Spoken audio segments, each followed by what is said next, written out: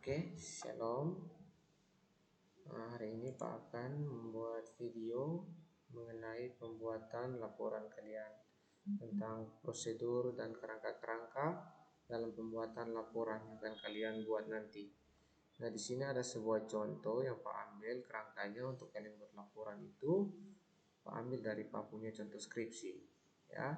Jadi di sini teman-teman bisa menggantinya dengan judulnya di atas ini, laporan proyek informatika. Kemudian yang di bawahnya teman-teman bisa memberikan judul, ya. Ini diganti dengan judul proyek dari teman-teman. Ya. Setelah itu teman-teman bisa lampirkan logo SMA kita, SMA Pesantren Citra Bangsa. Kalau tidak ada, nanti Pak akan bagi di grup kalian. Kemudian setelah gambar sekolah atau logo sekolah, teman-teman silakan untuk memasukkan nama teman-teman sendiri, ya. Kalau teman-teman ada yang tahu kan teman-teman punya NISN, bisa juga lampirkan nomor induk siswa teman-teman.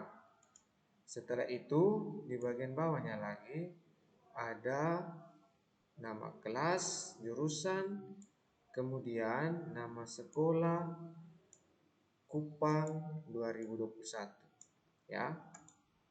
Jadi pada bagian ini posisinya itu di tengah untuk cover, ya. Posisinya itu posisi penulisannya berada di tengah-tengah, ya. Itu untuk cover.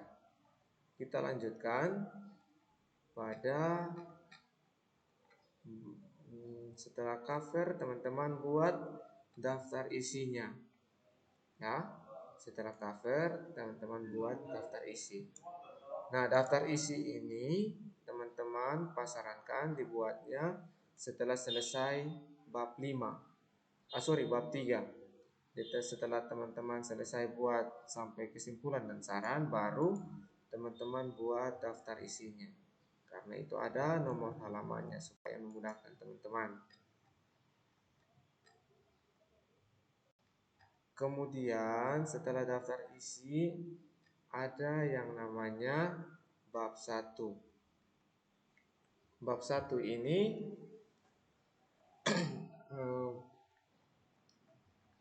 posisinya juga di tengah, ya. Jadi penulisan bab 1 itu karena banyak makalah-makalah atau laporan-laporan teman-teman itu, penulisan bab 1-nya dia masih di rata kiri. Sebenarnya dia berada di posisi tengah. Ya, bab 1 dan pendahuluan itu dia berada di posisi tengah dengan huruf kapital yang diberi bold atau tebal. Setelah itu, setelah bab 1 kita masuk pada subbabnya. Subbab yang pertama, ya, ada latar belakang. Jadi latar belakang apa yang melatar belakangi sehingga teman-teman membuat proyek itu, ya. Jadi kalau latar belakang ini kerangkanya itu dia mulai dari umum ke khusus, ya. Jadi mulai dari umum ke khusus. Itu prosedur atau syarat dalam penulisan latar belakang. Nah, di sini ada satu contoh karena Pak punya skripsi itu Pak buat wireless gitar.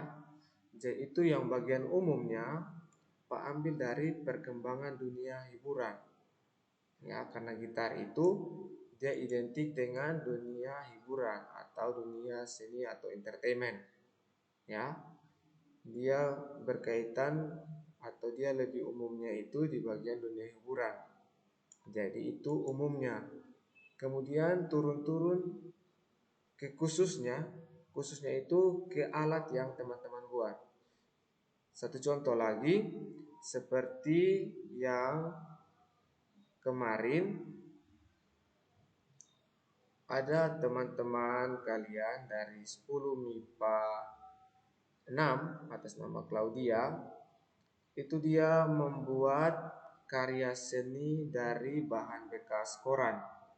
Jadi situ Pak sarankan dia, karena dia sudah mulai konsul, kalau dia sudah mulai konsul, jadi Pak sarankan dia untuk latar belakangnya dia buat yang di bagian umumnya itu dia ambil media informasi, ya.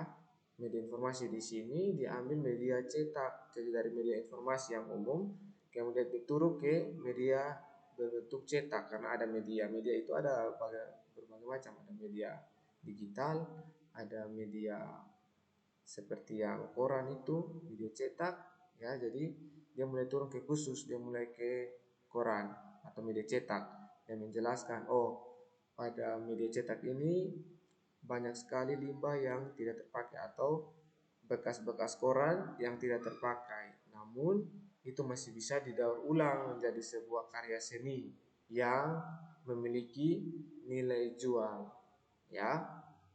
Itu contoh latar belakangnya. Itu yang Pak sarankan ke dia. Kemudian baru dia masukkan tujuan dari pembuatannya itu apa. Tujuan dari pembuatan karya seni itu untuk apa. Setelah bab 1 selesai, ya, cukup sampai di tujuan saja bab 1-nya. Tidak perlu ada rumusan masalah, manfaatnya tidak perlu. Lalu kita lanjut ke bab 2. Ya. Kita lanjut ke bab 2. Ingat posisinya juga masih di tengah. Bab 2 ini teman-teman bisa taruh di situ pembahasan. Ya, jadi bab 2 kita masuk pada pembahasan. Yang bab 1 itu ada tentang pendahuluan, bab 2 tentang pembahasan. Kemudian kita masuk subbab yang pertama. Subbab yang pertama ini kalau teman-teman buat karya sendiri, ya, subbab yang pertama Pak sarankan alat dan bahan yang digunakan. Ya, teman-teman silakan menjelaskan alat dan bahan apa yang digunakan untuk pembuatan karya seni itu. Lalu tidak lupa teman-teman memberikan dokumentasi berupa foto, ya. Jadi foto, teman-teman bisa foto alat dan bahan yang digunakan, kemudian lampirkan juga di laporan teman-teman. Dan ingat, untuk gambar itu posisinya juga di tengah. Ya, untuk bab 1 untuk gambar itu posisinya di tengah. Ya, teman-teman, tidak ada di rata kiri atau di rata kanan. Dia berada di posisi tengah. Kemudian setelah teman-teman muat gambar, selalu ada penjelasan tentang gambar tersebut. Ya, selalu ada penjelasan tentang gambar tersebut.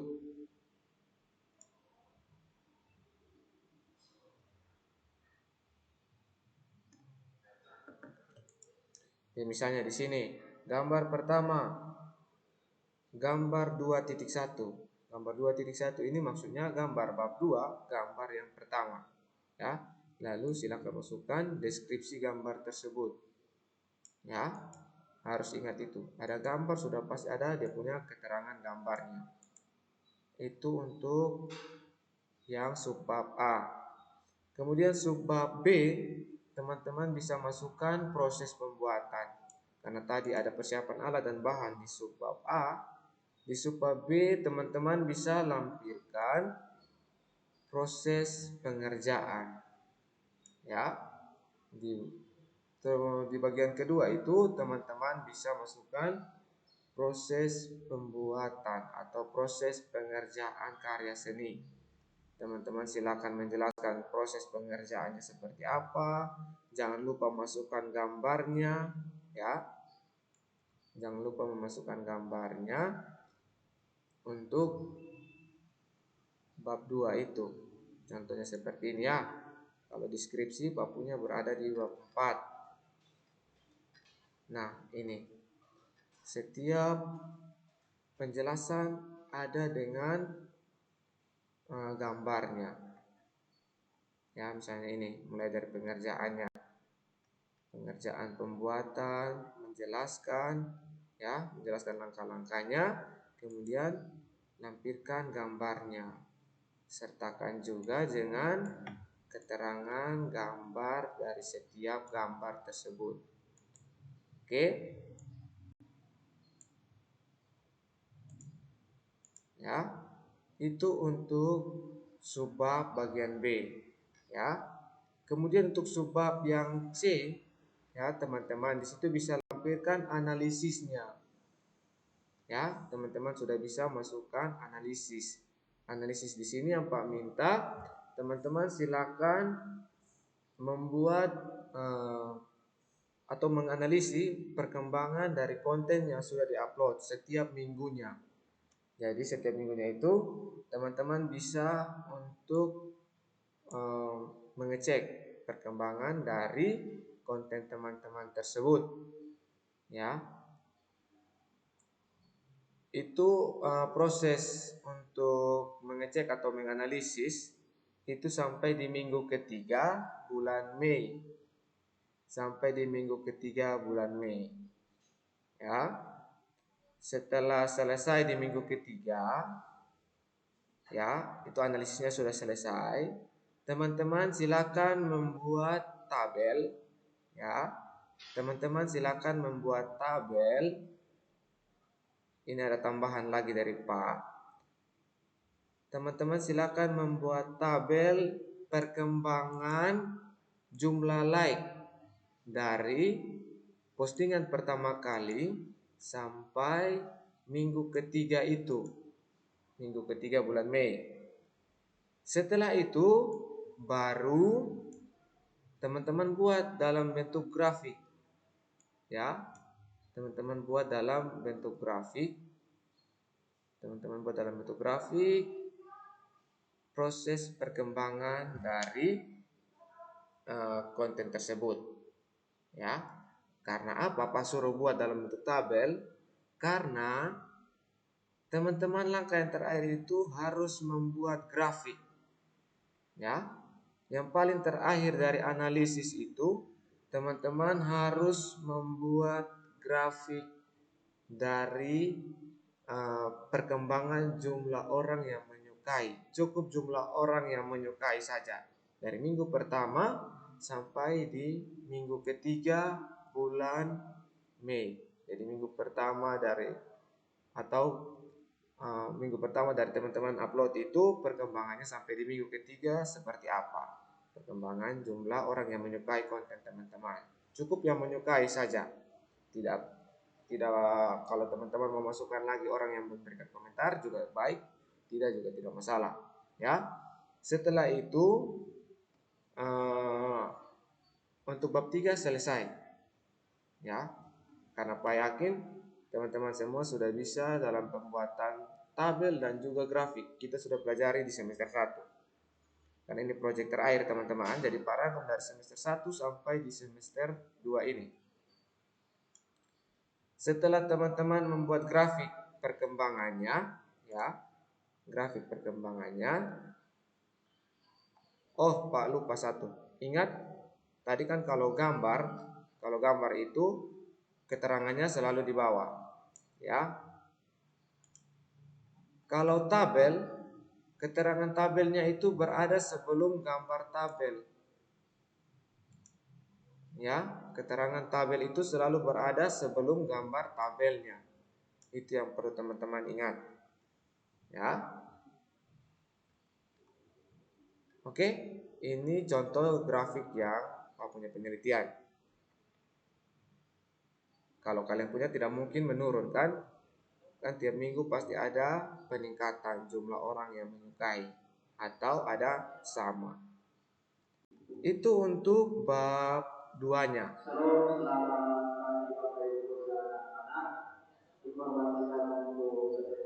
Untuk bab 3-nya, teman-teman silakan memasukkan kesimpulan dan saran dari laporan teman-teman ini, ya, kesimpulan dan